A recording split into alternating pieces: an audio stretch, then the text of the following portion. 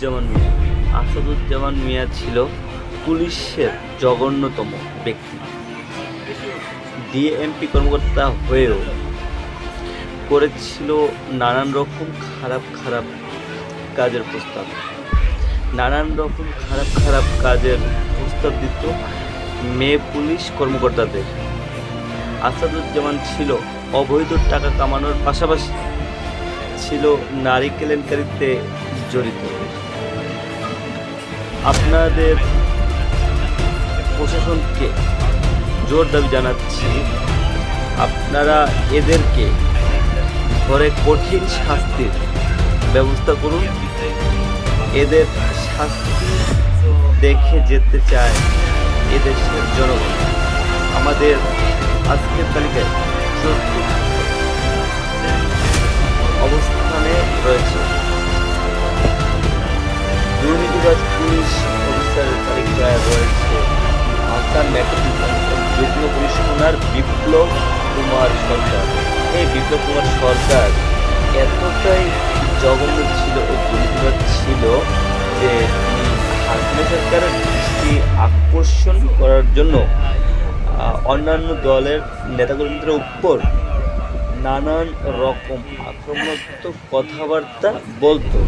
হাসিনা সরকার দালাল এর ঘটনা তো সবাই তো জানেন যে জয়নাল আহমেদ হারুনকে কি পরিমাণ অশ্লীল ভাষায় গালাগালি করেছিল এবং তাকে কি পরিমাণ মারধর করেছিল। বিপ্লব কুমারের এই কাজে হাসিনা সরকার অনেক শান্তি পেয়েছিল, আর সেজন্যই হয়তো এর পরের বছরে বিপ্লব কুমারের পদোন্নতি হয়েছিল। তাছাড়া এই বিপ্লব কুমার ছিল ভারতের বড় দালাল। তিনি ভারতের এজেন্টের সাথে জড়িত। বিপ্লব কুমার এসব কাজ ছাড়াও নানান সময়ে নানান নারী এইসব দুর্নীতিবাজ পুলিশ অফিসারদের বিচারের আওতায় আনা উচিত, যাতে এগুলো দৃষ্টান্ত ভবিষ্যতে কোনো পুলিশ অফিসার এরকম কাজ না করতে পারে। আর আমরা চাই আমাদের এই সোনার বাংলা যেন সোনার বাংলা হিসেবেই গড়ে ওঠে, যেন কোনো দুর্নীতি বা কোনো অপকর্মের সাথে কোনো দুর্নীতিবাজ পুলিশ অফিসার এরা যেন লিপ্ত না থাকে। আমরা চাই আমাদের এই দেশটা সোনার বাংলা হিসেবে গড়ে উঠবে। আমরা চাই যে এরকম ফেসিবাদী স্বৈরাচারী সরকার যেন বাংলাদেশের ভিতরে আর ক্ষমতায় না আসতে পারে।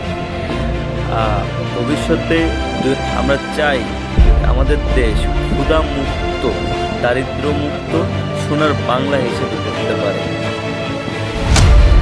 কারণ বাংলাদেশ হচ্ছে স্বাধীন দেশ।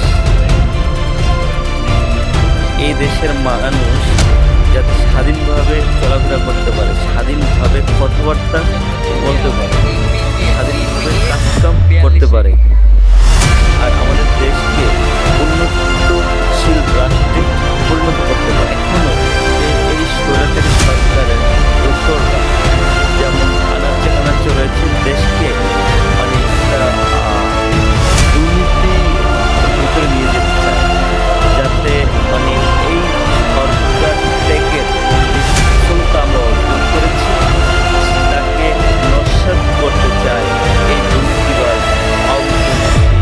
সংগঠনের লোকজন।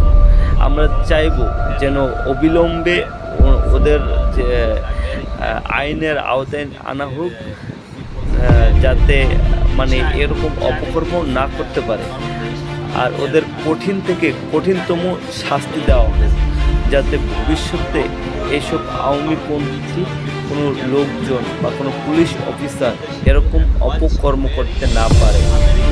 কারণ এই বাংলা হচ্ছে আমাদের বাংলা, সোনার বাংলা, কোনো দুর্নীতির বাংলা নয়। আমরা আমাদের দেশকে দুর্নীতিমুক্ত সোনার বাংলা হিসেবেই গড়ে তুলব।